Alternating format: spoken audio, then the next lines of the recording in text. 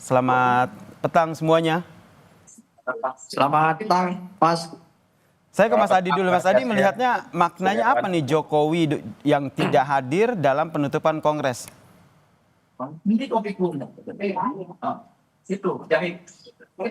Mas Adi. Halo Mas. Oh iya, ya saya kira memang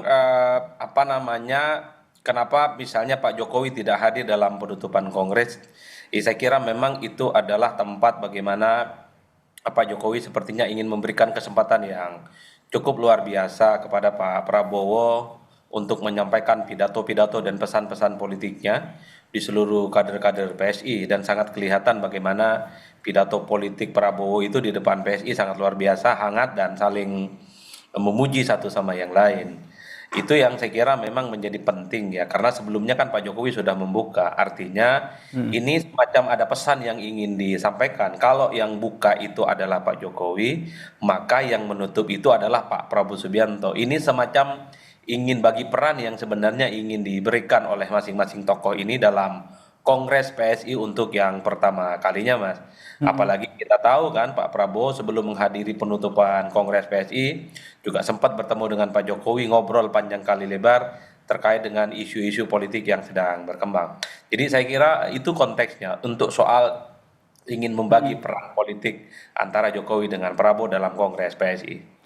Ini juga apakah bisa dibaca sebagai, ini ada anak saya nih, ada Kaisang, ada Gibran juga di sana, jadi nggak perlulah saya hadir gitu. Ya kalau saya tidak sejauh itu, tapi bagi saya secara prinsip ini soal berbagi peran ya dalam Kongres PSI, karena saya kira memang sejak pembukaan Kongres Pak Jokowi sudah begitu banyak bicara tentang bagaimana merajut kekuatan politik bagi PSI untuk menjadi partai yang besar.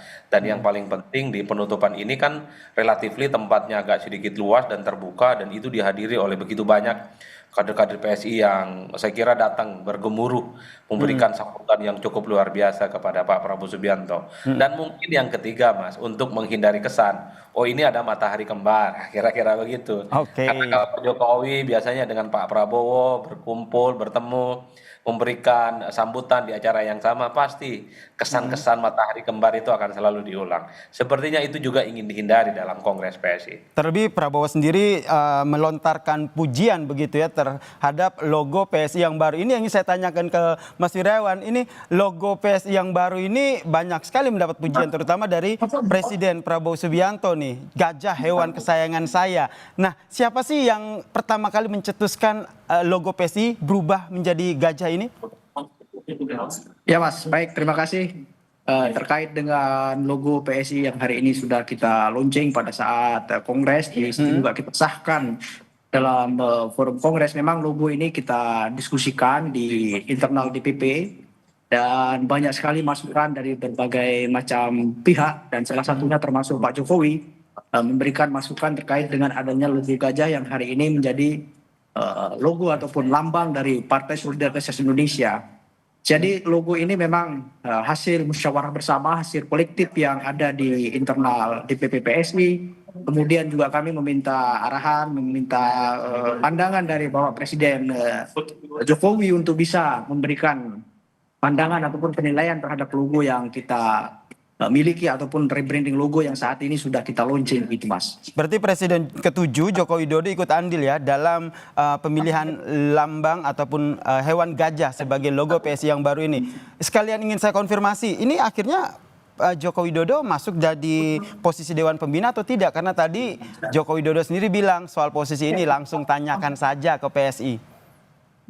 Ya, untuk penunjukan Dewan Pembina, kemudian Dewan Pakar, Dewan yang lain, tentu itu merupakan hak dan wewenang dari Ketua Umum dan tim formatur terpilih.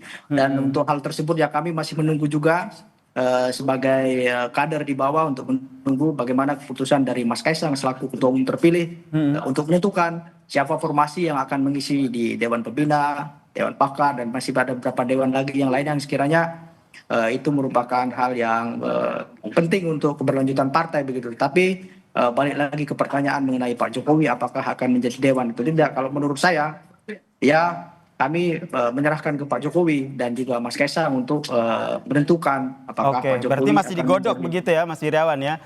Ya, karena ini tim formatur ini sedang bekerja sekarang untuk menyusun semua begitu. Dan formatur ini kan terdiri dari representatif dari berbagai macam wilayah. Ada dari wilayah Sumatera, Jawa, Maluku, Papua. Kemudian ada dari Bali Nusa juga ada begitu. Oke, sekaligus saya ingin menanyakan apa yang tadi disampaikan oleh Mas Adi begitu, kemungkinan Joko Widodo tidak hadir, kekhawatiran ini masih kekhawatiran ya adanya isu ataupun polemik soal dua matahari kembar begitu. Dari internal PSI sendiri melihatnya seperti apa? Apakah betul demikian? Kalau menurut saya kan Pak Jokowi sudah hadir di tanggal 19 waktu itu di saat pembukaan, dan itu merupakan suatu kebanggaan, suatu euforia, dan juga suatu semangat baru yang dirasakan oleh kader-kader PSI saat ini. Kita lihat tanggal 19 itu kader-kader ini kan menyanyikan lagu itu. Ayo ayo Jokowi gabung PSI, kira-kira begitu. Nah, ini merupakan harapan sebenarnya dari kader kita untuk Pak Jokowi supaya tetap gitu, tetap bersama, tetap membersamai PSI begitu, baik dari dalam maupun dari luar. Tapi terkait dengan isu matahari kembar ya tentu kita selalu menyampaikan di forum manapun bahwa presiden kita saat ini adalah Presiden Prabowo, dan Presiden Prabowo ini adalah presiden satu-satunya saat ini begitu kan. Dan beliau adalah presiden aktif, beliau juga dibantu oleh Mas Gibran dan juga jajarannya. Tentu kita harus menghormati itu dan tidak boleh ada lagi isu matahari kembar yang sampai saat ini masih terus dikumandangkan oleh berbagai macam pihak begitu. Karena kami menganggap isu ini kan bisa berpotensi untuk menyinggung kedua belah pihak begitu, karena dimanapun Pak Jokowi juga sudah menegaskan bahwa presiden kita adalah Presiden Prabowo begitu. Ya betul, yang jelas pada saat kongres sangat jelas ya, yang dikumandangkan adalah Prabowo 2 periode begitu. Yang ingin saya tanyakan kepada Mas Adi, kalau kita logo baru dengan lambang gajah, Anda melihatnya seperti apa? Karena kalau kita lihat logo parpol dengan hewan ini nih bukan hanya gajah aja nih. Ya, saya kira 3 hal, Mas, memaknai logo baru dari PSI.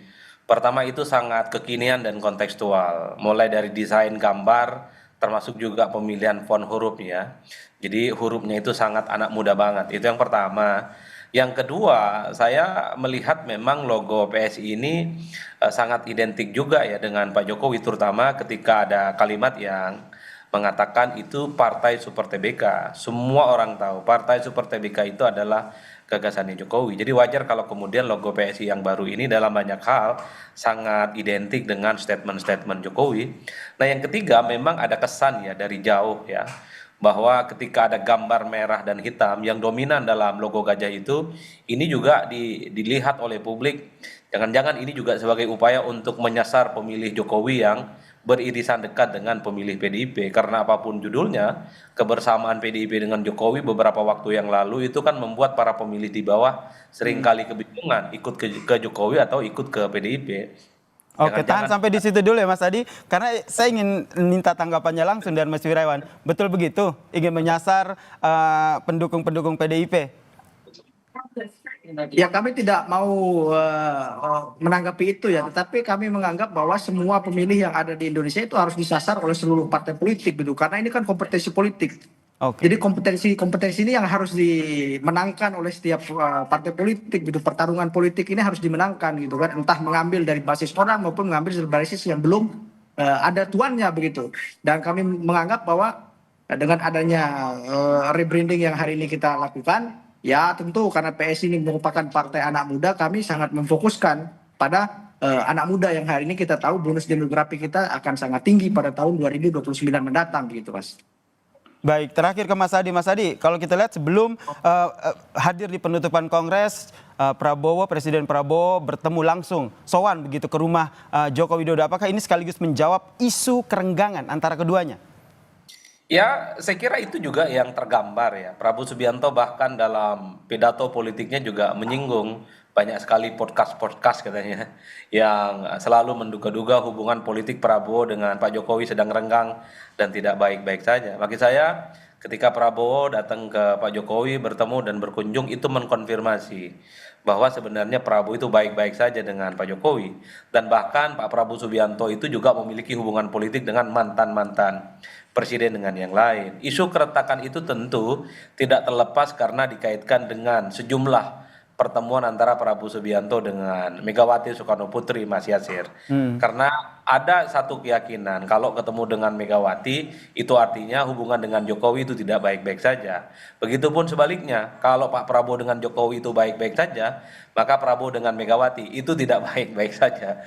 Padahal kalau saya melihat dari jauh, Prabowo itu baik dengan semua mantan presiden. Dengan Jokowi baik, dengan Megawati juga baik, kemudian dengan SBY juga baik, dan bahkan dengan mantan-mantan presiden terdahulu Prabowo sangat mengapresiasi dan memberikan aplaus yang cukup luar biasa.